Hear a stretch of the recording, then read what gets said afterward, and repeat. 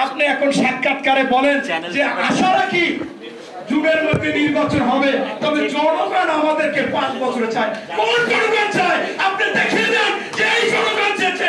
কোন জনগণ আপনাদেরকে এরকম চায় না। অতএব আপনি বিএনপি যখনই বলে নির্বাচন নির্বাচন, আপনাদের একটু খারাপ লাগে। কেন লাগে?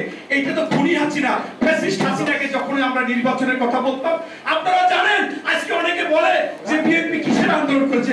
আরে ভাই, এই 16 বছর না, ওই অর্ডিনেন্স থেকে বিএনপি একটি পরিচ্ছন্ন নির্বাচনের জন্য আন্দোলন করেছে, সংগ্রাম করেছে।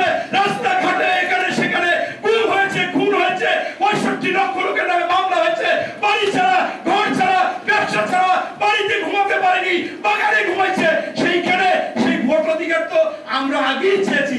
এখন আপনারা নতুন করে বলেন কোনটা কিসের আন্দোলন করেছে। তাহলে কেন এত গুম, এত খুন হলো? তাই স্পষ্ট কথা, বিএনপি নির্বাচন চায় এবং সেই নির্বাচন যতটুকু সংস্কার, এই সংস্কারের কথা, এই সংস্কার কারা এনেছে? প্রথম শহীদ প্রেসিডেন্ট জিয়াউর রহমান এই বহুদলীয় গণতন্ত্র এনে, ওই বঙ্গবন্ধু শেখ মুজিবুর রহমানের বাকশালকে লাথি মেরে বহুদলীয় গণতন্ত্র এনে সংস্কার করেছে, সংস্কার করেছে। এবং এই সংস্কারের কথা আমাদের বর্তমান ভারপ্রাপ্ত চেয়ারম্যান মহোদয় তারেক রহমান এই সরকার পতনের আগে 31 দফা দিয়েছে। তাই সংস্কার তো আমাদের নেতা তারেক রহমান চেয়েছে, আমাদের নেতা জয়নাল আবেদীন ফারুক চেয়েছে, আমাদের নেতারা চেয়েছে, আমাদের দল চেয়েছে। তাই আমরা এই সংস্কার ভালোভাবে বুঝি, আমরা চাই। তবে যতটুকু সংস্কার দরকার সেই সংস্কার করে নির্বাচন দিতে হবে। আমরা ওই সংস্কার চাই না কেবলমাত্র ছাত্র থেকে এসি কি যেন BWM না কি যেন বলে, এরকম গাড়িতে চলবে, এরকম বাড়িতে BMW এবং প্যারোডো এবং বিরাট বিরাট পোশাক করবে।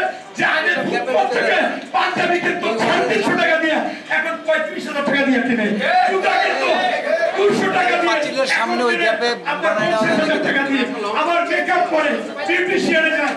এই ধরনের আমরা এই বৈষম্য ফাঁদাবাজি চাই না। আমরা চাই সঠিকভাবে নির্বাচন হবে। এই দাবি রেখে আমি আমার বক্তব্য শেষ করছি। আল্লাহ হাফেজ। বাংলাদেশ জিন্দাবাদ। শহীদ জিয়া অমর হোক। বেগম